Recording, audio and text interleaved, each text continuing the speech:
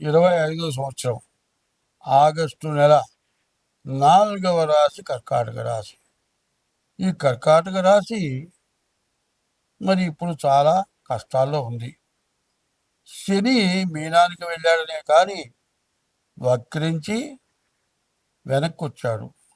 అంటే శని మీనంలో ఉన్నా కూడా మరి కుంభంలో ఉండేటువంటి ఫలితాన్ని ఇస్తాడు.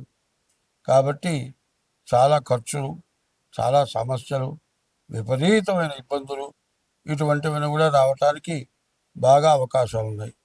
కాబట్టి ఈ రాశి వాళ్ళకి చూడగా 2 గ్రహాలే బాగున్నాయి. శుక్రుడు, కుజుడు తప్పితే మిగతా 6 గ్రహాలు కూడా పూర్తిగా బాగాలేవు. కేతువు ద్వితీయంలో ఉన్నాడు, గురువు ద్వాదశంలో ఖర్చులో ఉన్నాడు, మరి రాహువు అష్టమంలో ఉన్నాడు, మరి శని కూడా దాదాపు అష్టమంలోనే ఉన్నట్లే. కాబట్టి ఈ ఆగస్టు నెలలో కర్కాటక రాశి వాళ్ళకి దాదాపుగా చాలా కష్టాలు వస్తాయని చెప్పాలి. అయితే కర్కాటక రాశికి చంద్రుడు అధిపతి కాబట్టి ఎన్ని సమస్యలున్నా కూడా దానికి ఏం రెమెడీ చేయాలో చేసుకోగలిగిన మనస్తత్వం ఉంటుంది. కాబట్టి ఈ రాశి వాళ్ళు డేట్ ఆఫ్ బర్త్ ద్వారా జాతక చక్రం ఎంచుకొని జాతకాన్ని చూపించుకోవడం చాలా అవసరం. పైన ఈ రాశి వాళ్ళు ఏం చేయాలంటే శని వక్రించి వెనక్కి రావటం చేత, అష్టమ స్థానంలో ఉండటం చేత, ద్వాదశంలో గురువు కూడా ఉండటం చేత, అందులో ఇది శ్రావణ మాసం అవటం చేత ఈ నెల మొత్తం ఈశ్వరుడికి అభిషేకం. అమ్మవారికి ప్రతి శుక్రవారం మరి వరలక్ష్మి పూజ, మరి ఉదయం, మధ్యాహ్నం, సాయంత్రం. ఉదయం పూట సూర్యుడికి నమస్కారం చేస్తే బ్రహ్మ అవుతాడు. మధ్యాహ్నం పూట సూర్యుడికి నమస్కారం చేస్తే మహేశ్వరుడు పరమేశ్వరుడు అవుతాడు. సాయంకాలం పూట సూర్యుడికి నమస్కారం చేస్తే విష్ణుమూర్తి అవుతాడు. అదే కాకుండా ఈ రాశి వాళ్ళు పొద్దున్నే నిద్ర లేచేటప్పుడు కాలు భూమి మీద పెట్టకుండా చేతితో నేల తాకి ఇట్లా చెప్పాలి: సముద్ర వసనే దేవి పర్వతస్థన మండలే విష్ణుపత్ని నమస్తుభ్యం పాదస్పర్శం క్షమస్వమే అని చేత్తో భూమిని తాకి కళ్ళకద్దుకొని నమస్కారం చేసి లేవాలి. లేచిన తర్వాత కూడా అరిచేట చూసుకొని కరాగ్రే వసతే లక్ష్మి, కర చివరి భాగంలో, చేతి చివరి భాగంలో లక్ష్మి, కర మధ్య సరస్వతి, కర చేతికి మధ్య భాగంలో సరస్వతి ఉంటుంది. మరి కర మూలేసు గోవింద, చేతికి మొదటి భాగంలో పార్వతి అమ్మవారు ఉంటుంది. అటేమో భూమిని తాకి అమ్మవారిని, అటు సూర్యుని తాకి బ్రహ్మ విష్ణు మహేశ్వరుని, మరి చేతిని చూచి లక్ష్మీ పార్వతి అమ్మవార్లని తలుచుకొని నమస్కారం చేసి ప్రతిరోజు కూడా వరలక్ష్మి అమ్మవారిని పూజించి ఈశ్వరాభిషేకం చేసుకుంటే మీకు చాలా మేలు జరుగుతుంది.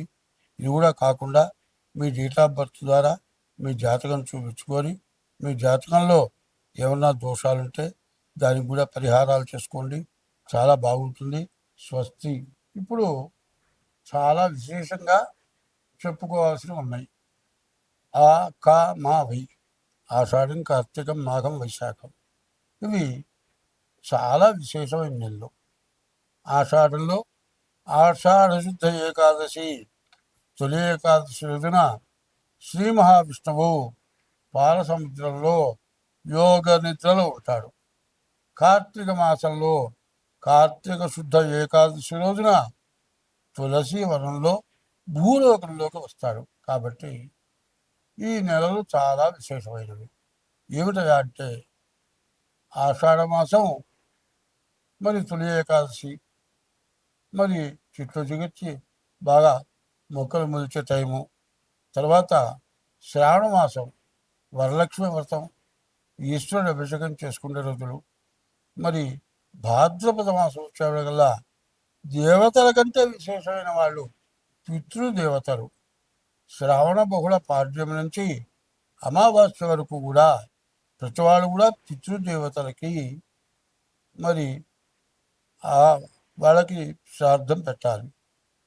కనీసం తర్పణైనా చేయాలి. దర్భ వేలికి పెట్టుకొని తర్పణ చేస్తే ఆ తర్పణ చేసిన తర్వాత జంజం ఏం చేస్తాము, దండలాగా వేసుకొని నేల మీద నీళ్లు పిండి కళ్ళగద్దుకుంటాం. ఆ నీళ్లు పిండేటప్పుడు ఒక మాట చెప్తాం, ఏకేచ అస్మత్కులే జాతా అపుత్రా గోత్రిణో మృత గృహంతో మయా దత్తం సూత్ర నిష్పీడోదకం. ఈ సమయంలో పితృదేవతలకు తర్పణ చేశాము. నా వంశీకులు కానీ, నా గోత్రీకులు కానీ, మరి ఎవరైనా కానీ కర్మ చేయక, మరి దహనం చేయక, ఎవరు తగలబెట్టక, ఎవరు సమాధి చేయక కొండల నుంచి పడి చచ్చిపోవటం కానీ, ఏదైనా కాలిపోయే వాటిలో పడి కాలిపోవటం కానీ జరిగి ఆ మనిషి ఉన్నాడనుకోని కర్మ చేయకపోతే వాళ్ళంతా నరకంలో ఉంటారు.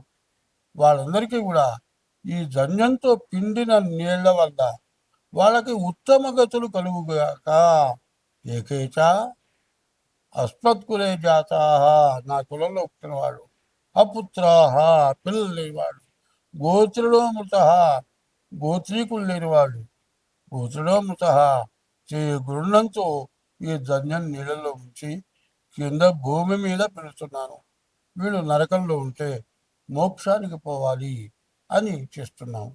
దేవతా పూజల కంటే పితృదేవులకి తలకి భాద్రపద మాసంలో బహుళ పక్షంలో కనీసం తిలోదకాలైనా ఇవ్వటం మీరు పితృ రుణం తెచ్చుకున్నవాడు అవుతారు. శ్రావణ మాసమేమో అమ్మవారు ఈశ్వరుడు, భాద్రపద మాసం వచ్చేప్పటికల్లా పితృదేవతలు, ఆశ్వయుజంలో వచ్చేప్పటికల్లా పార్వతి అమ్మవారు. పాడ్యమి నుంచి మరి దశమి వరకు శరన్నవరాత్రులు, 10 రోజుల నవరాత్రులు, తర్వాత 10 రోజులు నవరాత్రులు. మరి కార్తీక మాసం వచ్చేప్పటిగా ఈశ్వరుడు పూజలు. కార్తీక మాసంలో కార్తీక శుద్ధ ద్వాదశి రోజున విష్ణుమూర్తి భూలోకంలో తులసి వనంలో సాక్షాత్కరిస్తాడు. ఆ రోజున దేవుడు ఎక్కడున్నాడో మనకు తెలియదు. దేవుడి దగ్గర మనం పోవాలంటే పోలేము. మంత్రంలో ఏం చెప్పారు, సహస్ర శీర్షం దేవం, 100 తలకాయలు ఉన్నాయి, విశ్వాక్షం భూమి ఆకాశం అంత కన్నుంది. ఆయన మనం చూడగలవా? చూడలేవు. ఆయన సూక్ష్మ రూపంతో తులసి వనంలో ఉంటాడు. ఆ రోజున మరి ఆ తులసి వనంలో తులసి ధాత్రి అని చెప్పి అక్కడ ఆమె పూజ చేసి దీపారాధన చేస్తే ఆ దీపారాధన సూచన మరి ఆ తులసి వనంలో పూజ చేసిన రవరవాది నరకాలు పోతాయిట. కాబట్టి కార్తీక మాసం, మరి మార్గశ మాసం విష్ణుమూర్తి పూజలు, మరి పుష్యమాసం కూడా విష్ణుమూర్తి పూజలు, మాఘమాసం కూడా విష్ణుమూర్తి పూజలు. ఇక్కడి నుంచి పూజలు చేసి మంచి సత్ఫలితాన్ని పొందడానికి చాలా మంచి అవకాశమైన రోజులు. దీన్ని బాగా గుర్తుపెట్టుకొని అందరూ పాటించి మనకుండేటువంటి బాధలు, మనకుండేటువంటి గ్రహాల వల్ల వచ్చే బాధలు, మరి పాపగ్రహాలు ఎక్కువగా ఉండటం చేత రకరకాలైన బాధలు వస్తున్నాయి. కాబట్టి వీటన్నిటినీ తప్పించుకోవాలంటే అందరూ నేను చెప్పినటువంటి దేవతా పూజలు చేయండి. దేశము, మనము అందరం బాగుంటాం. నోరు లేని జీవరాశులు ఉన్నాయి, అవి కూడా సుఖంగా బతకగలుగుతాయి. స్వస్తి.